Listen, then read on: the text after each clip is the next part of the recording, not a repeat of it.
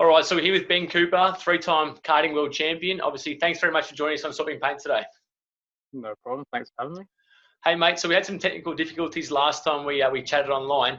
Just tell us a little bit about how you got into motorsport.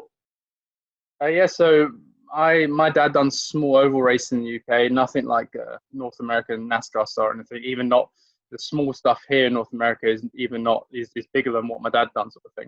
It was like 1.3 litre engines, shelled out cars that he bought from like the scrapyard sort of thing, and went racing. He's actually reasonably professional. He done the non-contact side of things. Okay. And because he didn't want to get into too much into the destruction derby or banger racing, what they called it.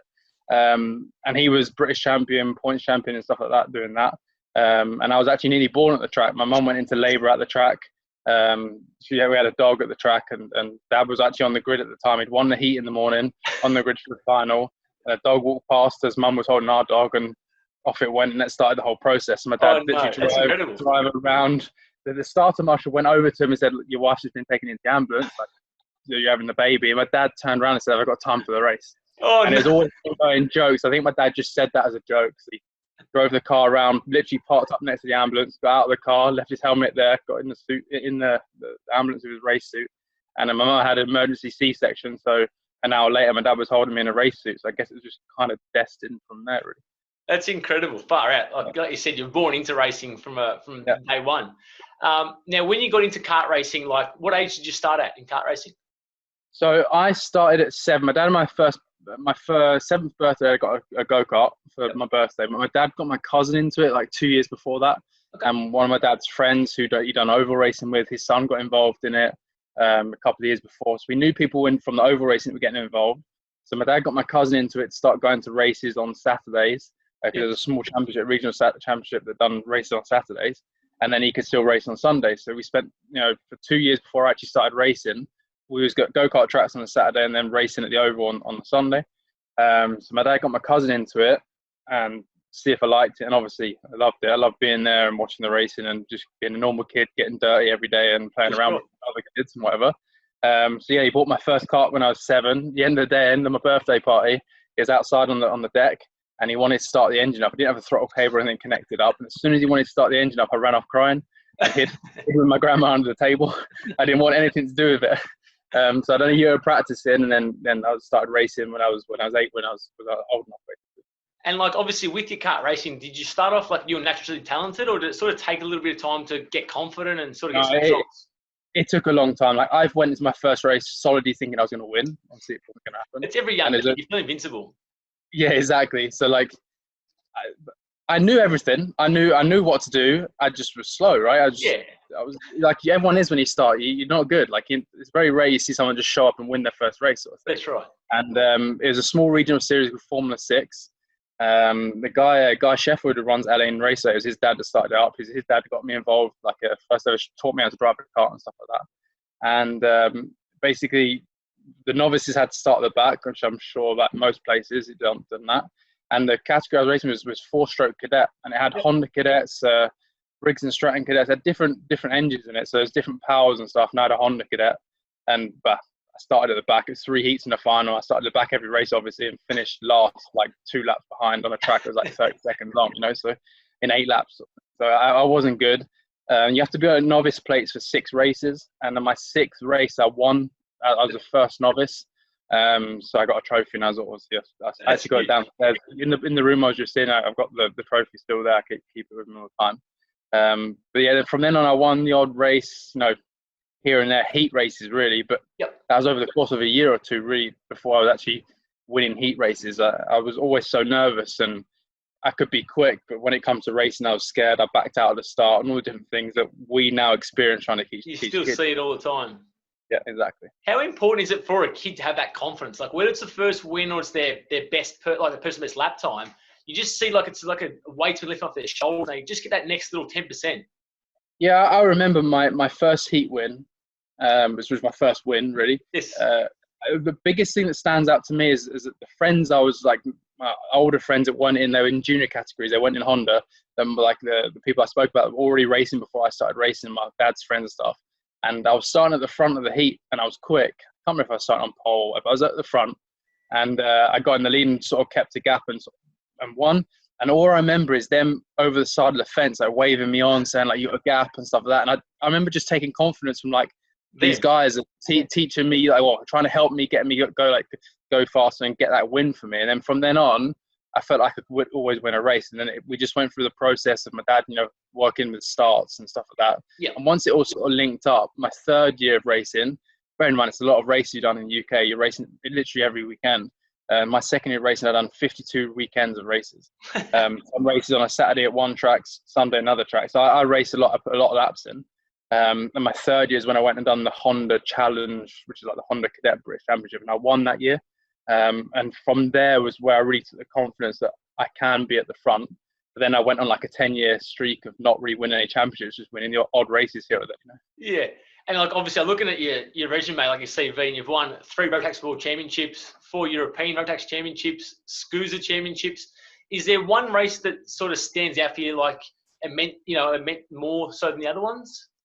Yeah, the SKUSA SuperNats 2013 in DD2.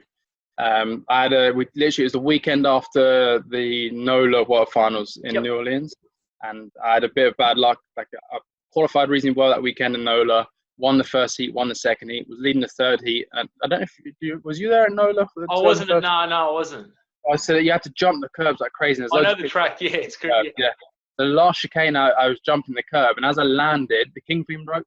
Oh. So I just came straight in the pits. So obviously, I'd won the first heat, so now a DNF. So I started 21st or whatever in the pre-final, and got up to 6th or 7th. But all I can remember working with Peter Kalman is that we were looking at the times of the guy who won.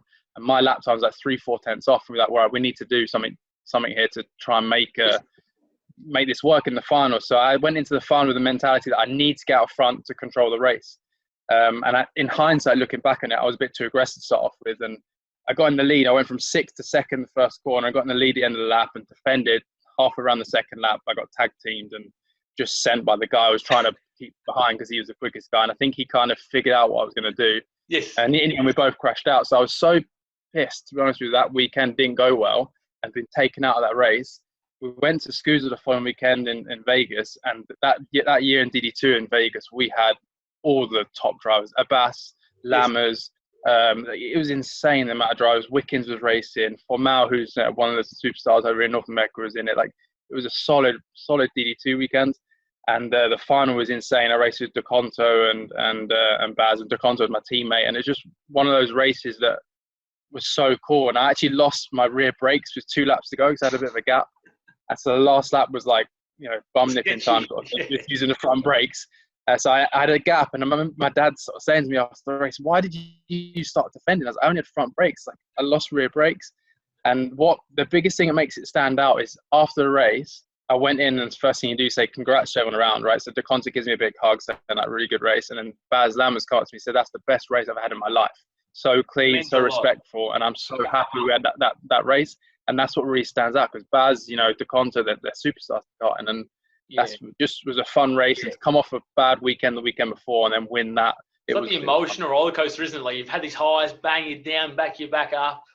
Yeah, that was a lot. That was a lot of fun, and I think just the fact it was a good race with battling all the way through. It's always those. I always kind of think of those races with those big name drivers. Yep. It's a bit intense to start off with, then it sort of settles down, and everyone's seeing where they're at, figuring things out, and then it all kicks off for the last 6-7 laps. That was exactly how that race happened. Like with the SuperNats nowadays, because we're the older statesmen in the tag senior class, like you're racing against young kids who have just so much energy and they just want to win everything in the first 2 laps. And there's just so many more crashes happening these days because people are moving through the ranks a lot, younger and so on, trying to progress very fast. But when you're racing those older guys, like you said, they've got more time up their sleeve, it feels like. Yeah, 100%. They've got the experience, right? And going off the point you just said, when we were racing like SuperNats the last couple of years, to be honest, it's a shit show. Yeah. Unless you're at the front, it's a shit show. And I remember racing you last year in the heat, and you was quicker than me. I just pointed you past. There's no point me fighting with you if you're quicker. Just let you go, and I'm going to save time myself.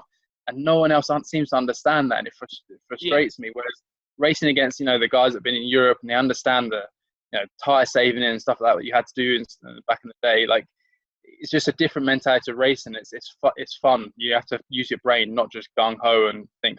Hopefully, no one drives over the top of me in this next corner. Well, I think the SuperNats last year, I was in about 12th position to final. I come from mid-20s, and I didn't even care whether I came 10th, 11th. It didn't actually matter to me. And then two young kids, two teenagers, got caught up and crashed right in front of me, and I had this big shunt with them. But they were still fighting so hard for 11th or 12th on the last lap of the SuperNats. It doesn't make any difference to their career, whether it's. But it's that mentality of like, got to beat that guy. Us older guys, like, you know what, mate, just have that one position. You can say you beat me. It doesn't actually, it doesn't matter. It doesn't matter at all, right? It doesn't matter. Did you ever consider going from karts into car racing, or did you have a chance to drive some racing cars? I never, well, as a kid, you grow up dreaming about it, right? But I come from a pretty honest background. My dad was an electrician. My mum worked as a secretary for like the National Health Service in the UK. Like, we didn't have a lot of money. I got helped out a hell of a lot through karting. Yes.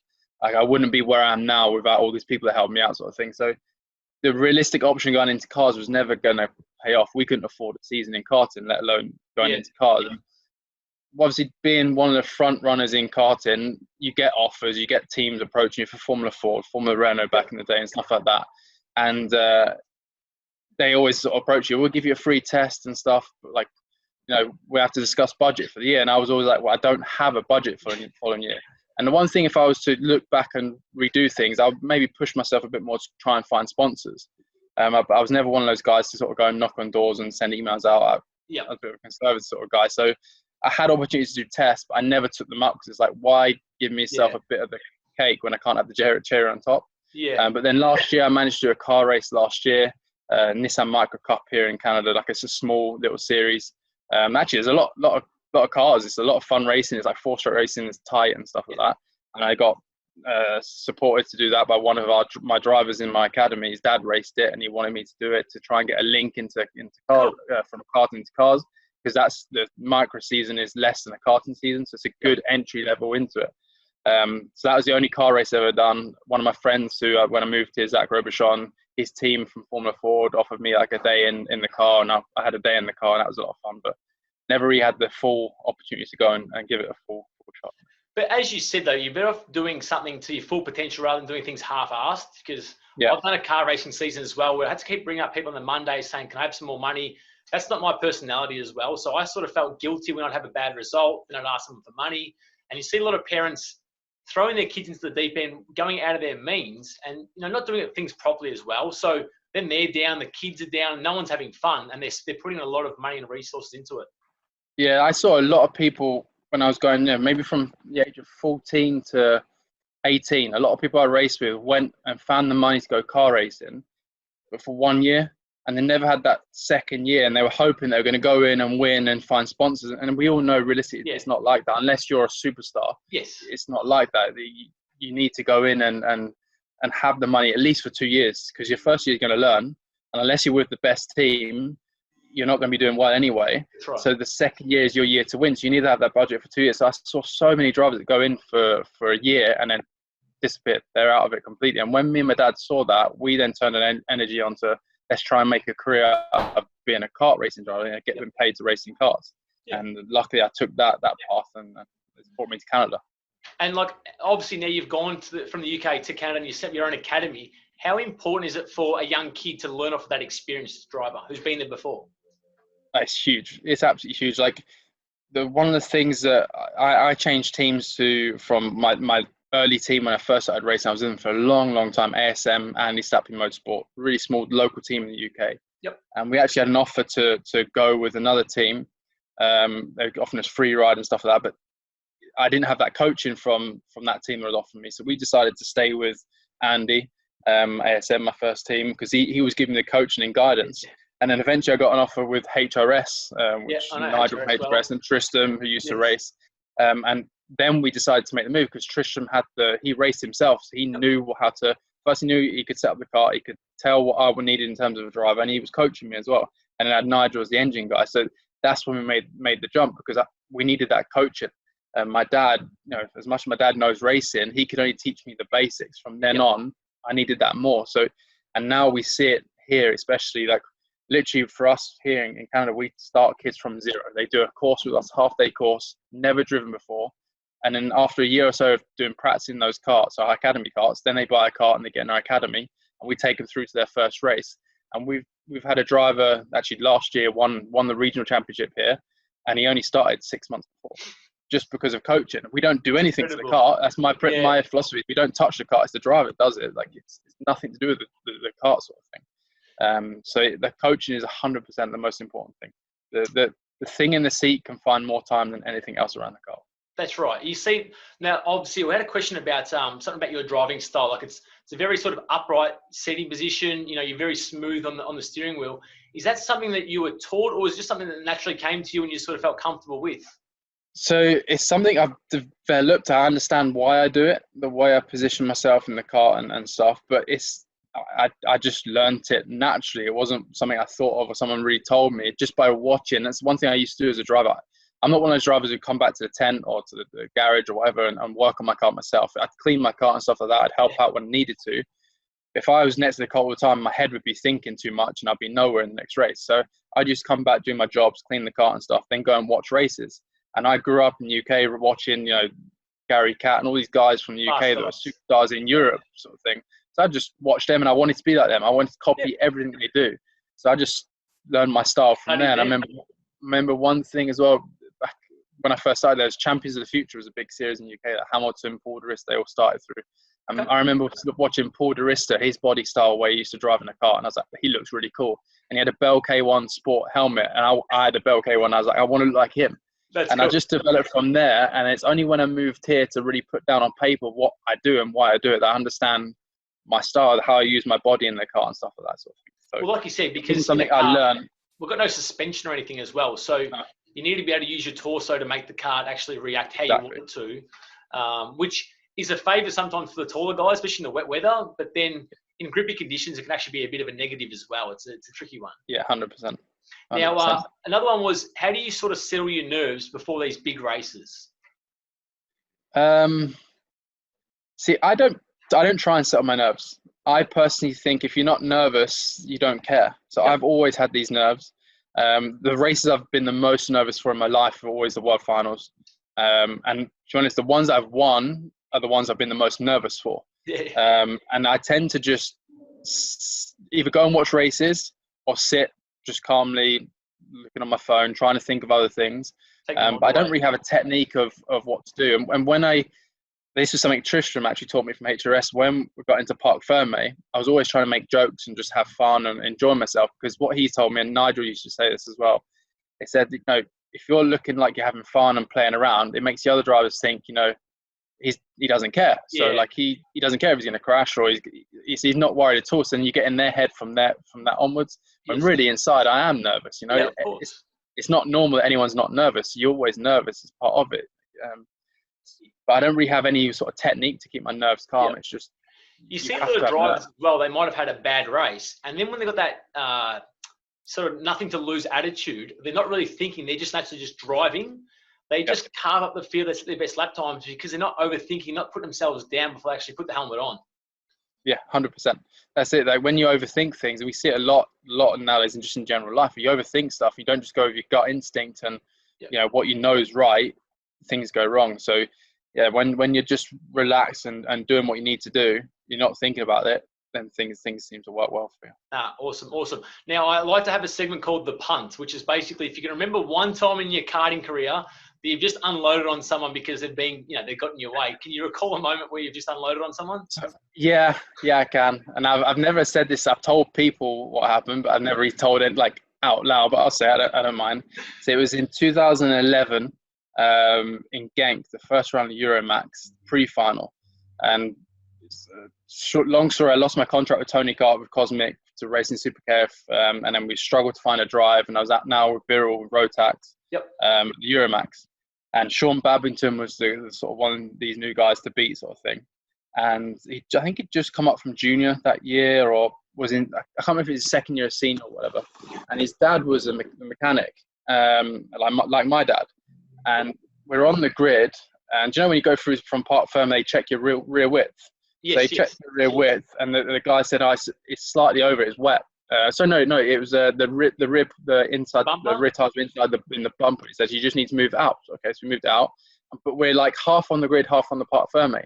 And his dad chirped up saying like, hey, he's working on the grid, put him to the back. He's not allowed to work on the grid. And that's it. My mind switched. And he was starting in front of me. And we were starting quite a way down. And I kind of feel bad for the other people. But my head was, you're in senior now, buddy. Your dad shouldn't be talking. You should be doing yourself and stuff like that. And I was already had that attitude of, I was in Super KF and in factory guys last year. Now I'm back in Rotax. I'm going to show you what this is really like. And to be honest, I just kept my foot flat going into turn 1 at Genk. And I don't really know what happened. He carried on going straight at the first kink, and I turned right and ended up finishing second in that heat, in that pre-final, and won the final. I told people about that. Like, I don't know if that story's ever gone back to me, because it's nothing against Sean. I really like Sean. I actually love racing. My last year of racing, we had some really insane battles. And I won the Euros, and he won the Worlds. And for me, it was the perfect way the season should have ended, because we were at each other's throat all year. It's only fair that we both won something. But that was my first real time racing against him. Again, it was nothing against him. His dad just chirped up, and my head switched. And was like, your dad can't say anything. And it's nothing against either of them. I like them both. Like, but that was just the way it was. The heat of the moment as well. Like, emotions sometimes take over, and you can make some bad decisions as well when you're a bit emotional as well. So we've all been in that situation. I've had it as well. That the year before that in SuperCaf with Sauro Chizetti, old Biro driver, was in Egypt, Sharm el-Sheikh, the track for the WSK World Series, and we kind of started a war with each other. I don't know who started it, but in that sort of racing, if you start something, the other guy gets you back, and you just keep going until both of you say, right, okay, fair enough. And the whole weekend, heat 1, heat 2, heat 3, pre-final, final, it ended up me coming off worse in the final. At the end of the weekend, we shook hands and, respect. Like, we know we're not to do it to each other, sort of thing. And I still had that mentality going into that race when I pushed Sean, sort of thing. So I'm not proud of it, but I have. No, exactly. You have those moments. Hey, look, obviously, thanks very much for giving your words of wisdom. We really appreciate you taking the time. And look, hopefully we get to see each other on a racetrack, later on down the track one time in Masters. Maybe we might catch up again. Yeah. Yeah, I've got a couple of years left though, mate. All right. Hey, look, thanks very much, and I'll keep in touch soon. Thank you very much, buddy. Take it easy, mate. See ya. Later.